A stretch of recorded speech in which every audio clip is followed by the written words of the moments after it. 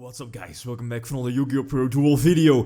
Next match, Cross-Banlist Cup, so all the new support aside, let's pick this one up again. The first deck list we have Destiny Hero Beatdown from like 2007ish with, you know, the Metamorphosis, the full new back then Destiny Hero engine of Malicious. This deck power crept the entire formats slash decks from before it, right? Since it was so fast compared to the other slowish decks like Monarch, Spy, Dekochi, you know, the good old Soul Control. This should be 3-Sark, and I'm butchering his name, Punsamut's list. Players who played back in those times definitely remember that. Astonishing players, definitely one of the best players back then. The second list we have Chaos Dragons, also one of the best decks during like 2012 because of the structure deck. It took like at least the weekend it was released. I believe it took a YCS here in Europe as well, and I also think like a YCS in the States. Not really sure about it, but I think so. It was during the Insector, Dino Rabbit, I believe also wind-up format. So which deck has the advantage? Maybe Chaos Dragons, the fact that Pulsar is such a strong card compared to much older decks, especially if you have like a dark target in your graveyard to be reborn off of Pulsar, and the deadly combination of Pulsar Red MD is super strong against a lot of older decks. Then again, you know, Destiny Hero Beatdown still has access to powerful cards like Brain Control, Pre-Errata, Snatch Steal as well, so yeah, the duels still need to be played. So let's hop into the first duel.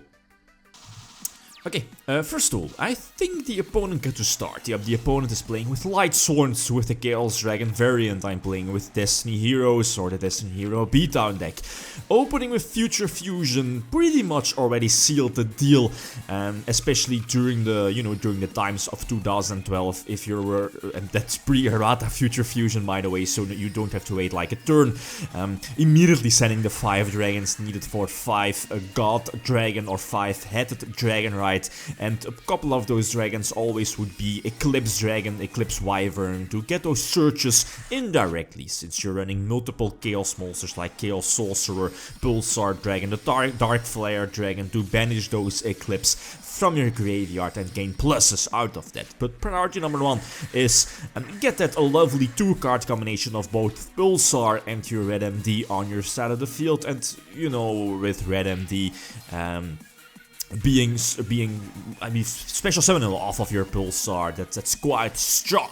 But as I mentioned before, this deck, your Destiny Hero deck, has access to a couple of Pre-Errata cards, like for example Brain Control, and the nice top deck of Snatch Steal lets me very appropriately steal this first duel. So game number 2, the opponent gets to start. A couple of Solar Recharges, I believe. Again, that's an okay start, I guess. He has a Chaos Sorcerer play, follow up the Effect Failure in hand to hold off a possible Stratos. So again, that's definitely good. Not really sure if his Pulsar is live. I think so. I think he had like a Dark Flare, or yeah, he definitely had a Dark Flare in his graveyard. That Dragon Beatdown here, and my hand is terrible. Not really sure what my set is, but I believe it's Torrential Tribute. But again, that's not really too fantastic against the Chaos Dragons. Again, his Pulsar will just trigger reborning another Red MD, you know, that lovely 2-card loop, as if I can call it a loop. But again, during the battle phase, drop the Call of the Haunted, so I still survive, blowing away again with the Heavy Storm, and I think I have to stall here with the Reaper on the Nightmare. Yeah, the biggest strength of this deck is of course a fusion engine of Metamorphosis, Destiny Hero Malicious. During that time, that was so, at least that was, yes, so strong. It was like very fast and revolutionary compared to, again, the slow format before that with the flip effects, the Monarchs. Like, this deck was so fast compared to the older decks.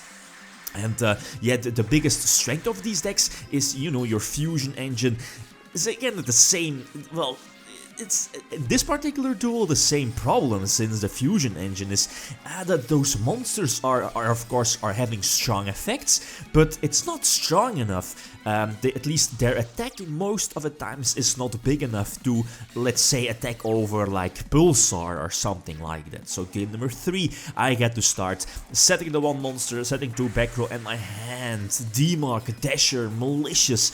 So I think I have to set Morphing Jar and take a chance of the opponent not having the Mass Destruction with Heavy Storm, but you know, if your opponent sets like a couple of spells that you're normally not setting and having one monster set, then you can definitely telegraph the Morphing Jar. So I can still have a comeback here. Normal summoning the Stratos, get a couple of draws again, and try to reborn the Demok, getting I believe getting Brain Control back, because, you know, Chaos Dragons doesn't really set too many cards. So maybe we could have expected the Forbidden Lands, and here I take my chance. You know, Gatling Dragon, toss a coin 3 times, and for every heads you have to destroy a monster on the field, and I was somewhat lucky, exactly, you know, tossing 2 heads, so the opponent losing the 2 monsters, and I was like, ooh, very delicious comeback, but no, the Dark Hole, so that's terrible. He's going to make Sandmains, and Sandmains is again one of those cards that back then was such a strong card. I believe it was like a secret rare, and again one of those, I believe, first cards that hit like the $1 or $150 mark. I just want to say that it was a super expensive card back then because it was such a strong card. I mean, not being able to be destroyed, well, unless you detach, but for the older decks that was very hard to overcome. Darkblade the Dragon Knight is definitely an okay card. You know, it's like a Kaiku or Kaisu, the Ghost Destroyer. Upon damage you can banish like monsters from your opponent's graveyard, so preventing my opponent from getting off like a possible Chaos Summon, right?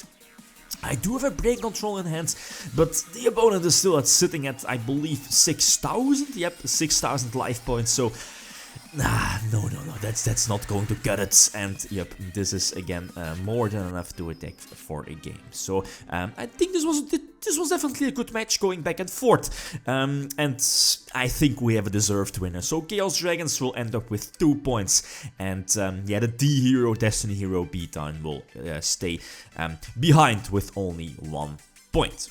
Next match should follow soon. Guys, thanks for watching, and feel free to leave a comment or a like if you enjoyed the video. Lithium signing out. Peace.